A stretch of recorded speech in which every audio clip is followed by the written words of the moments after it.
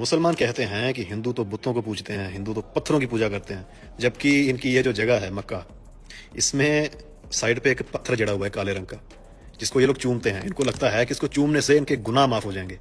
इतना अंधविश्वास तो किसी भी धर्म में नहीं है। माना कि हिंदू मूर्ति की पूजा करते हैं, लेकिन वो ये नहीं कहते कि मूर्ति को पूज के या मूर्ति में भगवान बैठा है या मूर्ति को पूजने से हमारे गुनाह माफ हो जाएंगे।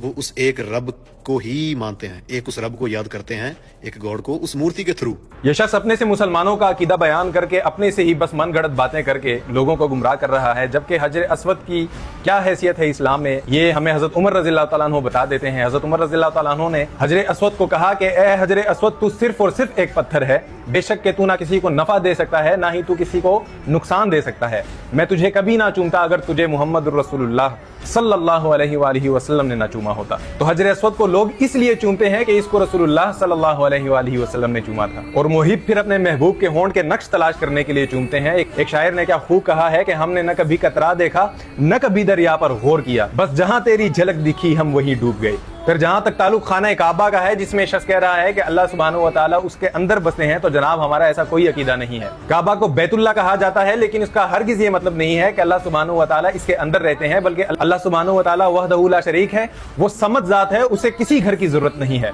बस ये वो डायरेक्शन है जो मुसलमानों के लिए अल्लाह सुब्हानहू व तआला ने मुख्तस किया है कि इसकी तरफ रुख करके तमाम मुसलमान इबादत किया करेंगे। ये मुसलमानों के इत्तेहाद का मरकज है। आपने देखा होगा मक्का के अंदर तमाम दुनिया से मुसलमान आ रहे होते हैं, उसमें आपने सफेद रंगत से लेकर काली रंगत तक, अरब से लेकर अजम तक तमाम मुसलमान वहां पर मौजूद होकर इकट्ठे इबादत कर रहे होते हैं, जो कि इनके इत्तेहाद को जाहिर करता है। और इनका इत्तेहाद मक्का यानी काबतुल्लाह की वजह से है। ना ही काबा हमारे लिए नफा नुकसान का बाइस है, ना ही उसके अंदर मौजूद हजर अस्वद हमारे लिए नफा और नुकसान का बाइस है। नफा और नुकसान सिर्फ और सिर्फ अल्लाह सुब्हानहू व तआला के हाथ में है, और अल्लाह सुब्हानहू व तआला अपनी सिफात में वहदहू ला शरीक है।